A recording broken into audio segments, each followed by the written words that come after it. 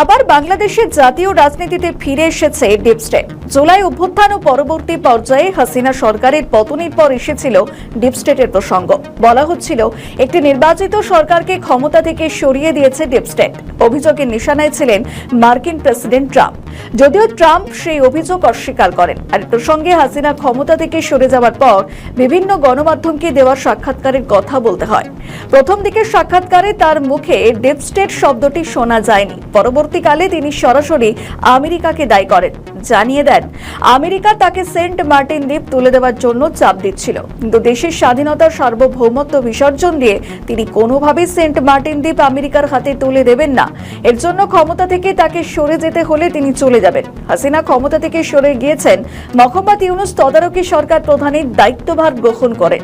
আর এই পালাবদল ও ইউনূসের ক্ষমতায় আসীন হওয়ার পিছনেও যে আমেরিকার হাত ছিল তা নিয়ে কোনো সন্দেহ নেই। যদিও ট্রাম্প প্রশাসন সম্প্রতি দাবি করেন যে তারা আর রেজিম চেঞ্জের পক্ষপাতী নন, কিন্তু মার্কিন মুলুকে যে তাদের চরিত্র বদল করতে রাজি নয় তার একাধিক উদাহরণ রয়েছে।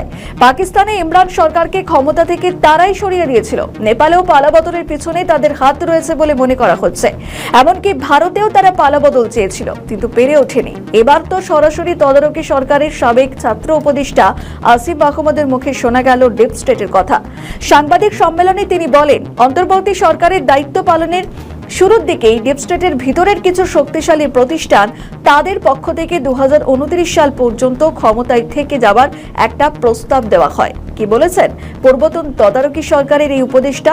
তিনি বলেছেন যে অন্তর্বর্তী সরকার যেন 2029 সাল পর্যন্ত ক্ষমতায় থাকতে পারে। ডিপ স্টেট এমন একটি স্ট্র্যাটেজি সাজিয়ে দিয়েছিল।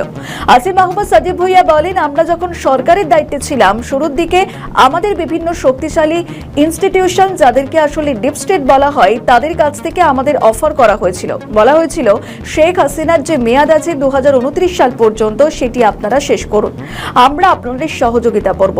এবং তিনি জানান প্রস্তাবের সঙ্গে কিছু শর্তও জুড়ে দেওয়া হয়েছিল। নির্দিষ্ট কিছু ক্ষেত্রে এইসব গোষ্ঠীকে সুবিধা দেওয়ার পাশাপাশি একটি রাজনৈতিক রোডম্যাপও তুলে ধরা হয়। আর এই রোডম্যাপে বিএনপির শীর্ষ নেতাদের সাজা বহাল দেখে নির্বাচনী প্রক্রিয়া প্রভাবিত করার পরিকল্পনার কথা বলা হয়। আসিফ বলেন, আদালতের মাধ্যমে মামলার কার্যক্রম দীর্ঘায়িত করে যেখানে বিএনপি নেতাদের নির্বাচন থেকে দূরে রাখার কৌশল সাজানো হয়। তারেক রহমানের বিরুদ্ধে থাকা সাজা বহাল থাকলে তিনি নির্বাচনে অংশ নিতে পারতেন না। তার কথায় ডিপ স্টেট পুরো একটি কৌশল তৈরি করে দিয়েছিল, আর সেই কৌশল হলো কিভাবে তাদের সঙ্গে সমঝোতার ভিত্তিতে ক্ষমতায় থাকা যায়। তবে এনসিপি তাদের সেই প্রস্তাবে সাড়া দেয়নি। এবং তিনি আরো বলেন যে এনসিপি একটি অবাধ এবং সুষ্ঠু নির্বাচন চেয়েছিল বলেই তারা স্বেচ্ছায় অন্তর্বর্তী সরকার থেকে পদত্যাগ করেন। আসিফের ভাষায় তাদের অফার করা হয়েছিল। আর এই বক্তব্যের মাধ্যমে তিনি বোঝাতে চেয়েছেন তারা ডিপ স্টেটের টোপ গিলতে চায়নি, কিন্তু বাস্তবে কি তারা রাজি ছিল না? গত 18 মাস তারা যে ক্ষমতায় ছিলেন তার জন্য কি আমেরিকার আশীর্বাদী হাত তাদের মাথায় ছিল না? মাত্র 2 মাসের আন্দোলনে যদি একটি সরকারকে ডিপ স্টেট উপড়ে ফেলতে পারে, তাহলে ইউনূস সরকারের 1.5 বছর ক্ষমতায় থেকে যাওয়া আমেরিকার প্রচ্ছন্ন মদত ছাড়া কোনোভাবেই হতে পারে না।